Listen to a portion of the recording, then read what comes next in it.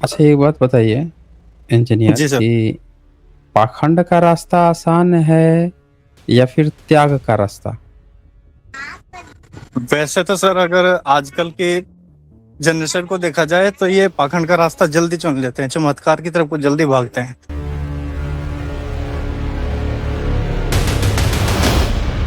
हाँ जी इंजीनियर, बोलिए। नमो बुद्धाय, जय भीम सर। हाँ जी, नमो बुद्धाय, जय भीम। बताइए। सर आपसे आपकी मैं भी स्ट्रीम लगभग रोज भी सुनता हूँ। अगर मैं कहीं ट्रैवल भी करता हूँ तब भी सुनता हूँ। अच्छा लेकिन जी। मैं कुछ मेरे भी क्वेश्चंस हैं, मैं भी ऐसी समाज से आता हूँ। ओके, लेकिन सर पूछ लीजिए। हमारे भी ऐसी समाज में भी बहुत पाखंडवाद है सर, जैसे कि अभी हमारे रविदास से धर्म चल रहा है ना, हम्म।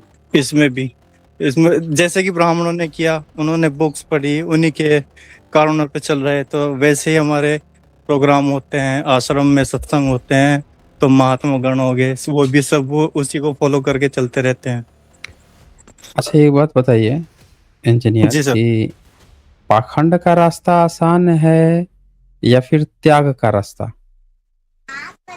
वैसे तो सर अगर आजकल के जनरेशन को देखा जाए तो ये पाखंड का रास्ता जल्दी चुन लेते हैं, चमत्कार की तरफ को जल्दी भागते हैं। मतलब मेहनत का रास्ता जो है तकलीफदेह होता जी है ना। सर। जी। जैसे गांधी का नाम आपने सुना होगा। हाँ सर, गांधी का सुना है। गांधी क्या करता था कि बकरी पालता था गांधी। और गांधी जो है कमर से ऊपर पहनता ही नहीं था कुछ। जी। कमर से ऊपर नहीं पहनता था और धोती एक पहन लेता था और कहता था कि हम तो आधा नंगा रहते हैं भाई साहब, मित्त यही हैं और हम बकरी पालते हैं, बकरी का दूध निकालते हैं और फिर खुद पीते हैं। बहुत ही गरीब और मितव्ययी मतलब कंजूस टाइप का जीवन जीते हैं। यही करता था ना जी। गांधी। कांचा इलैया जो है किताब लिखे हैं हिंदुत्व मुक्त भारत की ओर। तो इसमें ये एक बात बताते हैं कांचा आइलैया सैफर्ड कि ये जो आधा नंगा फकीर था ना ये, ये देखिए। तो था तो आधा नंगा दिखाता था कंजूस है, लेकिन शौक बड़े महंगे थे भाई साहब इसके। कति का बहुत महंगा शाकाहारी जीवन जीने, जबकि बिड़ला के हवाई जहाज देखिए, किसके हवाई जहाज से यात्रा करता था? बिड़ला के। बिरला बिड़ला की। भी बनिया था। हाँ, बिड़ला भी जी। बनिया था। तो भाई पब्लिक को दिखा रहा है गोलमेज सम्मेलन और कहाँ कहाँ पे जाके दिखा रहा है कि भाई दलितों के मसीहा, भारत के जो शेड्यूल कास्ट हैं उनका मसीहा तो मैं हूँ। यही ना शो कर रहा जी। था। देखो मैं भूखा नंगा रहता हूँ, आधे कपड़े पहनता हूँ, कम खाना खाता हूँ, तूंद भी मेरी नहीं निकली हुई है, हम्म। देख लो मेरी। हम्म? लेकिन यात्रा किससे करता था भाई? तो बिड़ला के हवाई जहाज। और उनको और उसकी दुग्ध उत्पादक बकरियों को ले जाते थे और हवाई जहाज में जहाज बकरियां में सर। यात्रा करती थी। हाँ, जहाज में यात्रा कर रही हैं, समझ रहे ना। जी तो जी। सर जो इस बुक को मैं बनिया। भी देखना चाहूंगा एक बार, क्योंकि मैंने और सारी काफी सारी आपकी स्ट्रीम देख देख के मैंने बुक हम्म, डाउनलोड भी की है। वेद पुराण वगैरह मैं हम्म, पढ़ता रहता हूँ। और मेरे साथ के जो हम्म, भी हमारी टीम के बंदे होते हैं या हमारे रिश्तेदार होते हैं, अपने यहाँ तक कि अपने घर में भी मैं बात करता हूँ, लेकिन बहस होती है इतनी हद तक जिसका कोई हम्म। साइंटिफिक रीजन ना देते हुए उल्टा मेरे ऊपर ही आ जाता है सारा क्लेम। आ, तो आप ये जो बात है ना यहाँ पे, ये ध्यान से देखिए। जी। तो ये क्या करता था कि बनियों से कहा कि तुम लोग भी मेरी तरह शौक पाल लो, आधा नंगा रहो। ब्राह्मण देखो मंदिर में आधा नंगा रहता है, कितना सम्मान पाता है। तब बनियों ने जी। इसको क्या किया, गांधी को लात लगा दिया। आज किसी बनिया के घर में देखे हैं कि गांधी का फोटो लगाया हुआ हो? नहीं सर, किसी के नहीं देखे। किसी बनिया के यहाँ नहीं देखेंगे। बनियों ने इसको लटका दिया। हमारे भैया शौक है, हम बकरियां ले जाते हैं, तुम्हारी बकरियां ले जाते हैं, तुमको ले जाते हैं, फिजूल खर्ची करते हैं। तो कांचा लैया सेफर्ट ने कहा कि भैया ये जो है ना, ये तस्कर होते थे, बनिया जो है ये तस्कर होते, तस्करी किया करते थे, व्यापार नहीं करते थे। तस्कर सीधे शब्द ही इस्तेमाल किया, तस्कर का। तो लेकिन सर इनको तो इनको क्या हुआ? व्यापार दिखाया गया है। अरे व्यापार तो अब न किया जा रहा है डेमोक्रेसी आने पर। पहले के बाद अच्छा। बताइए, बनिया के यहाँ से आप लेके आए 1000 रुपया। हम्म? आप तो अनपढ़ जी। हैं, आपसे अंगूठा जी। लगाया, अब वो 1000 के जी बदले में सूद आपसे 10,000 का लगाया, 1 लाख का लगाया, कितना ज़मीन पे आपका लिखवा लिया, कहाँ-कहाँ अंगूठा लगाया, आप देख रहे हैं? बताइए, आप अनपढ़ थे? नहीं। अनपढ़ थे ना? जी जी। तो इनको कांचा इलैया शेफर्ड ने कहा कि ही तस्कर हुआ करते थे। तस्कर ये व्यापार क्या करते थे? तस्करी करते थे। किससे व्यापार करेंगे? बताइए, सारा काम, वो मेहनत, मज़दूरी तो शूद्र और अंत्यज करता था। ये तस्करी किया जी करते सर। थे बेसिकली। तो यहाँ पे जो मैंने एग्ज़ाम्पल दिया, इसका कुल मिला के कहने का मतलब ये है कि बनियों में गांधी आधा नंगा रहा, भले उसके जो भी मोटिव था। तो बाकी के बनियों ने उसको तिरस्कार कर दिया कि ना बेटा, हम लोग फिजूल खर्ची वाले हैं, तूंद निकाल के बैठने वाले हैं, पौष्टिक खाना खाते हैं, भर भर दिन तूंद बाहर निकाल के लटका के चलते हैं, और तू हम लोगों से कह रहा स्लिम फिट रहो, खाना कम खाओ, फिजूल खर्ची कम करो, कपड़ा कम पहनो। हैं? तो सबसे ज्यादा उसको मोटी उन्होंने, यही होते हैं। हाँ हाँ, तो उन्होंने उसको क्या किया, बहिष्कार कर दिया। तो यहाँ पे मैं वही बात बोलना चाहता हूँ कि बनियों को कभी भी वेद पढ़ने नहीं दिया ब्राह्मणों ने। गीता प्रेस गोरखपुर जो बनियों की संस्था है, वो वेद का आज तक अनुवाद नहीं छाप पाई, क्योंकि उनको अधिकार ही नहीं है वेद पढ़ना। तो इनके कई सारे न्यूज़पेपर आए बनियों के, और ब्राह्मणों ने मीडिया बनाया। जैसे द हिंदू था, ब्राह्मण का था, इसने इसको पूरा हाशिया पर डाला। गांधी का कभी प्रमोट नहीं किया उसने। उसने नेहरू को प्रमोट किया, इनको नहीं प्रमोट किया। फिर कुछ ब्राह्मण जो है, चित्पावन ब्राह्मण जो है महाराष्ट्र का, नाथूराम गोडसे, ये सब उसकी हत्या भी कर दी है बनिया की, गांधी की। तो आप यहाँ पे देखो कि एक ऐसा समाज जिसको ब्राह्मण से ऑलरेडी बहिष्कृत था, ऑलरेडी डाउनग्रेडेड था, वो कूद-कूद के ब्राह्मणवाद का प्रचार कर रहा था, और उसमें से एक व्यक्ति जो आधा नंगा होके कह रहा था कि हमारी तरह बनो, तो उसको लोग आइडियल मानने से इनकार कर दिए। तो आप बहुजन समाज के साथ भी यही है। बहुजन समाज से भी अगर कोई व्यक्ति जब बाहर निकल के रैशनैलिटी की बात करता है, वो सच्चाई की बात करता है, तो आपको क्या लगता है कि बहुजन समाज आपको एक्सेप्ट कर लेगा तुरंत ही, या फिर तुरंत बात मान लेगा? बोलिए, क्यों इंजीनियर? सर एक सवाल और था मेरा। हुँ। सर मेरा ये सवाल था, जैसे कि मैं अभी चलते भी हैं बताते भी हैं, मैं कहता हूं तो अगर आप जय भीम को मान रहे हैं तो जय भीम के जो विचार हैं उनको आप धारण करो, और उसके साथ साथ हुँ, जो इन बनिया ब्राह्मणों में मतलब कि ब्राह्मण ने रीति रिवाज चलाए, पहले से शादियां होती आ रही थी, उनको तो आप फॉलो अभी भी कर हुँ, रहे हो। और यहाँ तक कि हमारे जो धर्म में हुँ, सत्संग भी होते हैं, जो हमारे महात्मा गण है, उनको भी बताता हूँ कि आप उन्हीं के रीति रिवाज को फॉलो करके आज शादियां कर रहे हैं। तो फिर ब्राह्मण में और हम में कोई अंतर नहीं रहा। तो अगर आपको जय भीम बाबा साहब के विचार पे चलना है और रविदास जी के विचार पे चलना है, तो ये जो ब्राह्मणों के रिवाज हैं, शादियां होना और लगभग प्रेगनेंसी हो, बच्चा होने के बाद भी बहुत सारे रिवाज करते हैं, शादी होने के बाद भी करते हैं, इनको तो हमें त्यागना होगा ना सर। देखिए, आपने कहा ना रविदासी समाज का आपने नाम लिया। पहले एक चीज़ जी आप ये देखिए कि झंडा कौन उठाया है? जो झंडा उठाया है उसकी बौद्धिक क्षमता कितनी है? 2 बातें जी हैं ना। एक तो आपकी बौद्धिक क्षमता कितनी, जैसे बाबा साहब हैं, उनकी बौद्धिक क्षमता तो पूरे वर्ल्ड में सिंबल ऑफ नॉलेज कहा गया उनको। जी तथागत बुद्ध, उनको पूरी दुनिया ने एनलाइटेड कहा। उनको गुरु जी कहा जी गया, जी पूरी विश्व का गुरु कहा गया, जगत का गुरु कहा गया उनको। तो ये बुद्धिज़्म जो सेक्ट है, या जो इंटेलेक्चुअल पर्सन हैं, उनको पूरी दुनिया ने कहा, सिर्फ़ 1 लोग नहीं कह रहे हैं, 2 लोग नहीं कह रहे हैं, एक कोई जाति समूह नहीं कह रहा है। समझ रहे हैं ना? कोई जो है खुद ही जी घर जी में बैठ के पीठ नहीं थपथपा रहा है, अपने मुँह मियाँ मिट्ठू नहीं बन रहा है, या कागज़ पे नहीं लिख दिया गया है झूठ-मूठ का, बल्कि पूरी दुनिया दूसरे जो उनके धर्म के नहीं हैं, जो बाहर के लोग हैं, वो लोग उस खिताब से नवाज़ रहे हैं। तो यहाँ पे आपको ये समझना है कि एक अनपढ़ों के बीच में एक पढ़ा-लिखा व्यक्ति जाएगा, तो आपको 2 ही बातें होंगी। एक बात होंगी कि सारे अनपढ़ लोग उस पढ़े-लिखे व्यक्ति का रिस्पेक्ट करें। हाँ, तो 2 ही बात होगी। एक तो सारे अनपढ़ लोगों को ये लगे कि यार हम पढ़े-लिखे नहीं हैं, ये सामने वाला बंदा ना पढ़ा-लिखा है, और कुछ बात कह रहा है ना, पते की बात कह रहा है, और ये इससे जो है ना हमको फ़ायदा होगा, इसकी बात ना हमको मान लेनी चाहिए। या तो एक ये कंडीशन, या दूसरी कंडीशन ये होगी कि सारे अनपढ़ मिल के अब पढ़े लिखे का ही मज़ाक उड़ाने लगे, कहे कि अबे तू तो बड़ा वो लग रहा है, बेवकूफ़ लग रहा है बे, हैं? तू माइनॉरिटी में हो गया और माइनॉरिटी का तो हमेशा मज़ाक उड़ाया जाता है, हैं? ये पढ़ लिख के क्या फ़ायदा है? बेवकूफ़ों की तरह घूम रहा है, बेवकूफ़ है ये है। बस उसमें ही कमी निकालना शुरू कर दो और अनपढ़ जो है आपस में ताली पीटने लगे। 2 ही कंडीशन हो ये सकती है। महात्मा भी ऐसे ही तो करते हैं सर, हमारे साथ भी। हाँ, बस वही मैं आपको बताना समझ चाह रहा हूँ कि इन 2 कंडीशंस में होती है, तो आप ये बताइए कि इसमें पहला जो कंडीशन है, इसमें पढ़ा-लिखा व्यक्ति कौन है? वो बाबा साहब अम्बेडकर है, जी, तथागत बुद्ध हैं।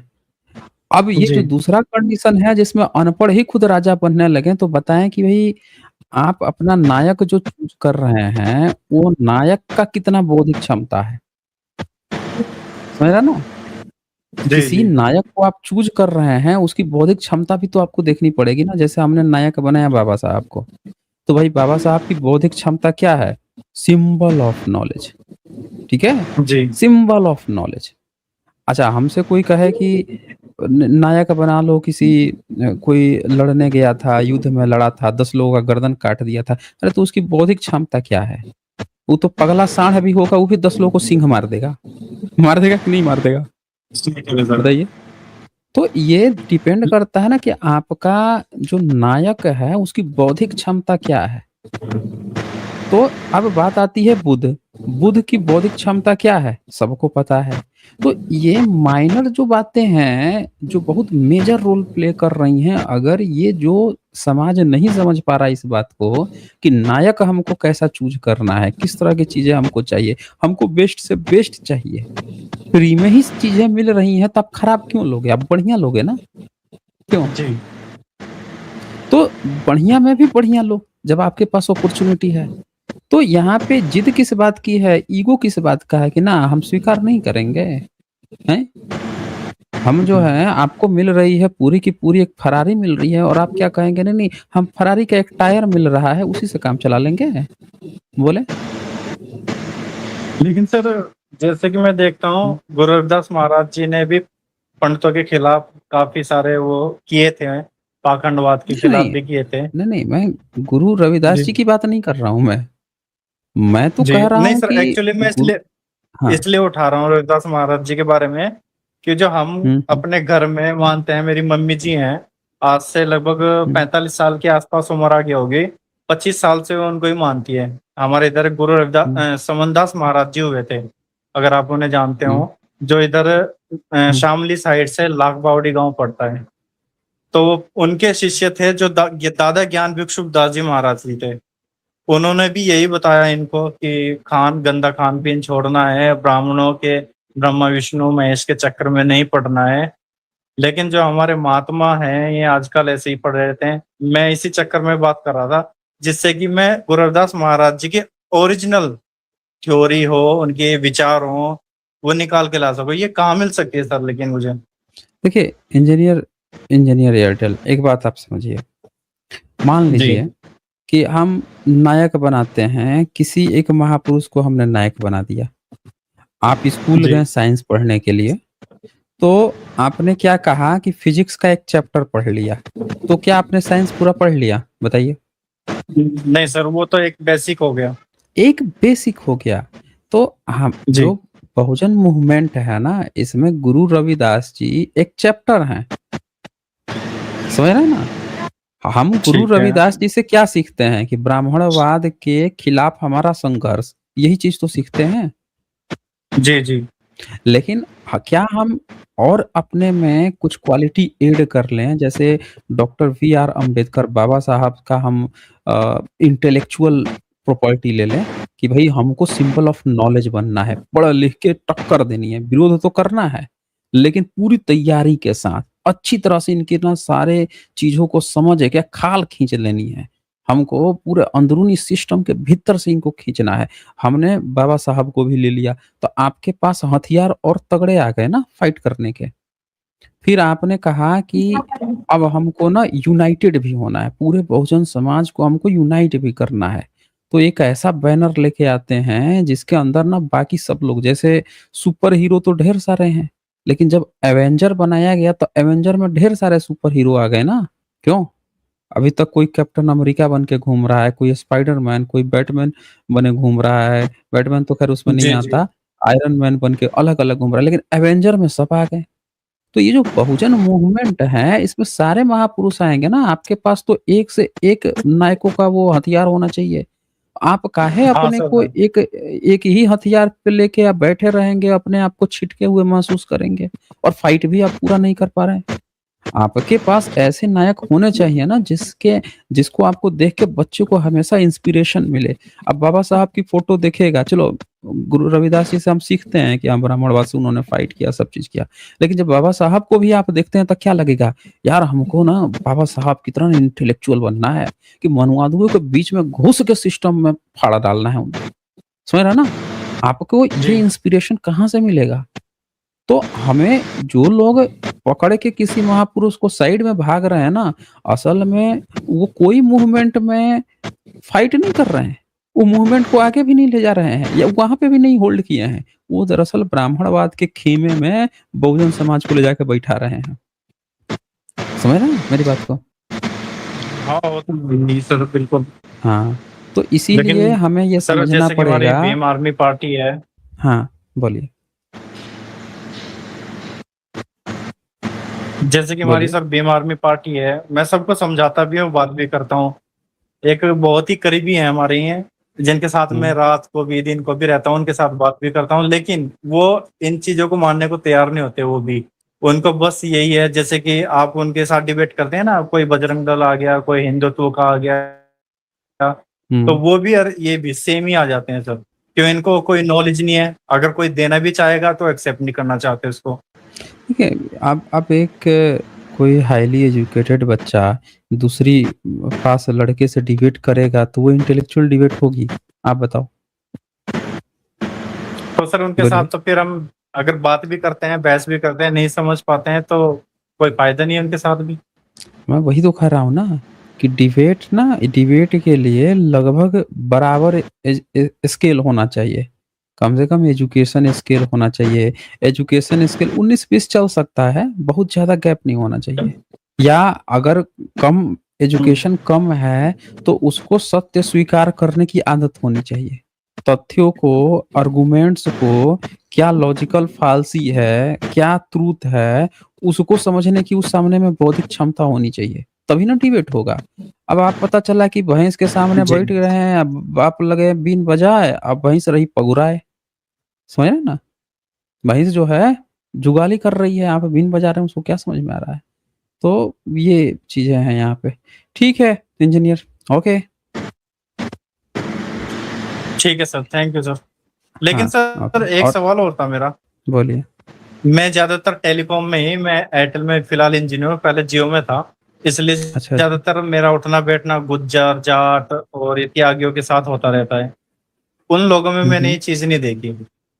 अगर उनके साथ मैं डिबेट भी करता हूँ, हुँ, खासकर हुँ। मैंने आपकी स्ट्रीम देख के, और अमित तिवारी सर हैं, और कुछ साइंस टाइप, मतलब कि कुछ वीडियोस आती हैं मेरे पास जिनको मैं सब्सक्राइब करके रखता हूँ, और कुछ बुक्स के हुँ, जरिए हुँ। मैं देखता हूँ।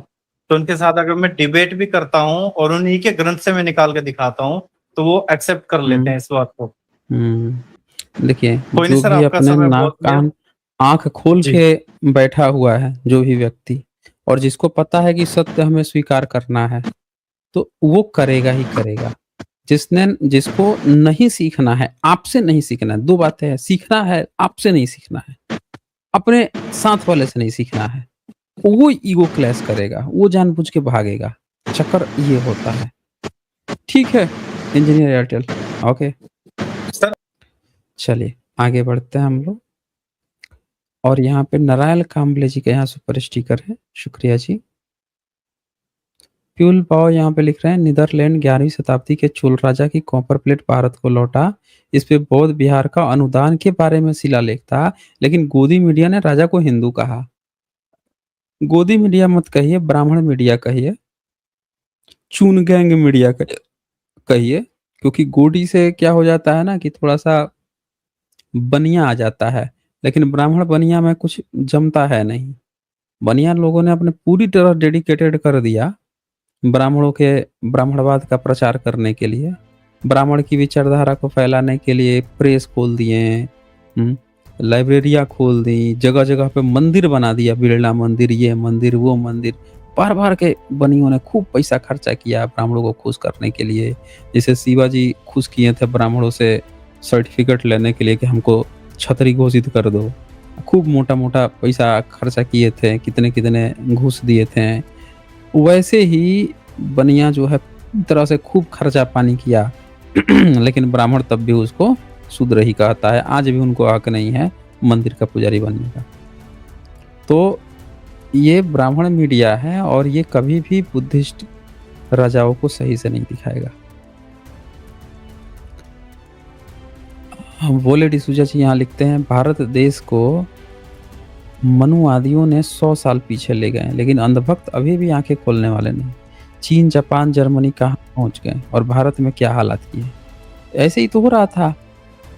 जब भारत बर्बाद हुआ था, तब उस समय भी ये जो मनुवादी आज जिसको आप कह रहे हैं, यही चून गैंग आ चुका था और इसने क्या किया, भारत को इतना पीछे ले गया कि बड़ी आसानी से मुस्लिम भी आके कब्ज़ा कर लिए हैं। सब आके कब्ज़ा करते गए हैं और भारत में इन्होंने अंधभक्त की जो खोज खड़ी कर रखी थी, वो सब बेचारे दुम हिलाते रह गए। तभी तो भारत गुलाम हुआ था। नहीं तो बुद्धिज़्म जब स्ट्रॉन्ग था, बुद्धिज़्म था, तब इतने सारे लोग आए, किसी माई के लाल में दम था भारत को गुलाम बनाने का। आके उल्टे सब बुद्धिस्ट बन जाते थे। अच्छा, इसके बाद से यहाँ पे मिस्टर मनीष मेघवाल लिखते हैं,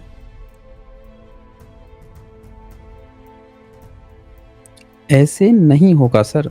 जो गपोड़ी यहाँ सवाल का जवाब नहीं दे पाया, तो समाज में भी गपोड़ेगा। 15 लाख दे रहे हैं तो उल्टी शर्तें भी होगी, जैसे माइनस मार्किंग। हाँ जी मेघवाल जी, मैं तो कह रहा हूँ कि वो लगा देते हैं ना उनसे कि जो भी आएगा डिबेट करने, तो अगर उसको 15 लाख मिल रहा है तो कम से कम उसको 50,000 तो वो डालना पड़ेगा यहाँ पे, सिक्योरिटी मनी डालना पड़ेगा। अरे 50,000 ना 5 ही हज़ार डाल दे सिक्योरिटी मनी, तब तो पता चलेगा ना सीरियसली आ रहा है। लेकिन ये बेचारे भूखे नंगे, ये बेचारे किडनी बेच के खा जाएंगे खुद को। ऐसे भूखे नंगे लोग हैं ये। तो इसीलिए इनके लिए मैंने फ्री कर दिया भाई। तू आ जा, फ्री में ले जा, तू फ्री में पैसे ले जा बस फ्री में। लेकिन तब भी माई के लाल होंगे तब ना आएंगे। जिंदगी भर जिनको पिताजी 11-11 पिताजी नियोग से ऋग्वेद के नियम का जो पालन कर रहा हो, वो कहाँ से आएगा बताइए? कहाँ से आ पाएगा?